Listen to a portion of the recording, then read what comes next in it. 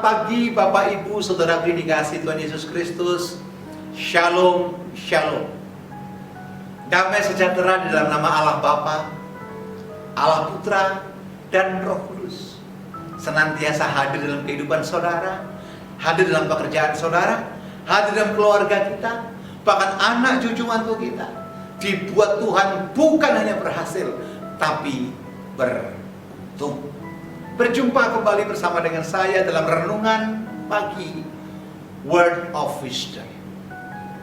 Biarlah renungan ini menjadi berkat, renungan ini menjadi bekal atas kita, bahkan renungan ini bisa menguatkan kita hari demi hari menghadapi situasi yang tidak semakin baik. Saudara yang dikasihi Tuhan Yesus Kristus, kecongkakan, kesombongan, arogansi adalah pintu awal untuk kita masuk kehancuran. Kesombongan adalah pintu awal untuk kita masuk di dalam kehancuran. Tapi banyak orang tidak sadar bahwa dirinya sombong ketika sukses. Banyak orang tidak sadar dirinya tinggi hati ketika dipakai oleh Tuhan. Banyak orang tidak menyadari dirinya mulai congkak dan memandang orang lain dengan sebelah mata ketika kesuksesan, keberhasilan didapatkannya. Tahukah kita, saudara yang dikasihi Tuhan Yesus Kristus, bahwa kesombongan itu dibenci Tuhan, tinggi hati juga dibenci Tuhan, kecongkakan apalagi. Kalau kita sadar semua datang daripada Tuhan, berkat, kemuliaan, promosi, alasan apa kita sombong di hadapan manusia? Ada satu ayat di mana orang ini berhasil luar biasa selama 42 tahun menjadi seorang raja.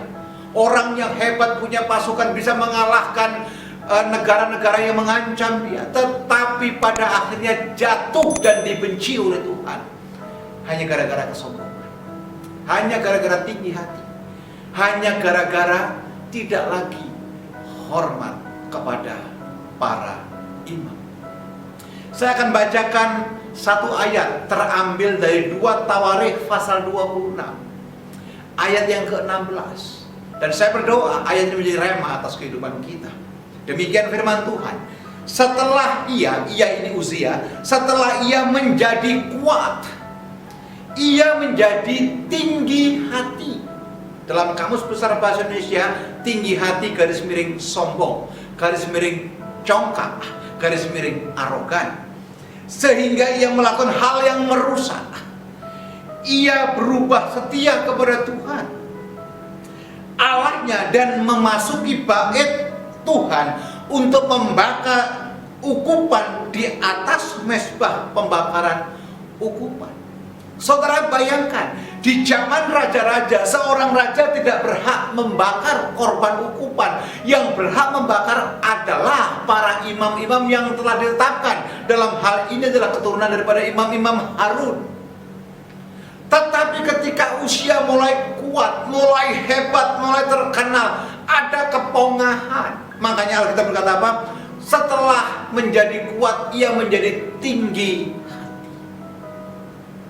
Bapak Ibu Saudara yang dikasihi Tuhan Yesus Kristus yang setia mengikuti Word of Wisdom, mari kita minta di hadapan Tuhan, dijauhkan kiranya kita dari kesombongan, dijauhkan kiranya kita dari sikap tinggi hati, dijauhkan kiranya kita dari sikap untuk melecehkan, bahkan memandang orang lain dengan sebelah mata.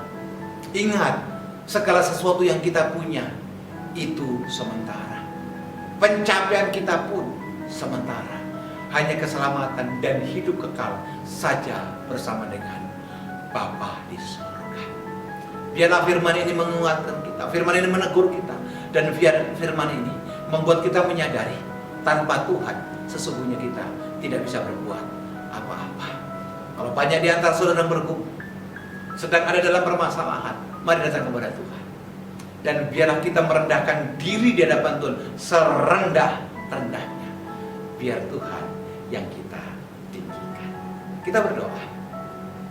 Bapa, di dalam nama Tuhan Yesus Kristus, kami mengucap syukur buat firman-Mu pagi ini.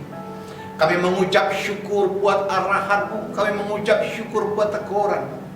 Jauhkanlah kiranya kami dari bentuk segala kesombongan, arogansi, tinggi hati.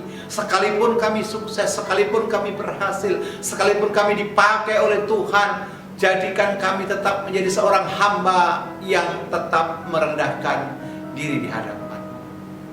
Nyatakan terus kebenaran-Mu atas kami dan tuntun langkah kami sepanjang hari ini. Kami yakinkan diri kami ada dalam kasih dan pertolongan. Di dalam nama Yesus kami berdoa dan mengucap syukur. Amin. Bapak Ibu yang dikasihi Tuhan Yesus Kristus, saya berdoa Bapak Ibu diberkati dengan renungan Word of Wisdom. Dan jangan lupa jika Bapak Ibu belum subscribe channel ini, silakan Anda subscribe, Anda bagikan ke banyak kontak di WA saudara, biar banyak orang mendapatkan pemulihan dan jawaban Tuhan. Dan jika Bapak Ibu saudara dikasihi Tuhan Yesus Kristus, rindu berbagi pergumulan dan rindu untuk didoakan, silakan Anda menghubungi nomor yang ada. Tim Epicenter of Mercy dengan sukacita akan melayani Anda. Amin.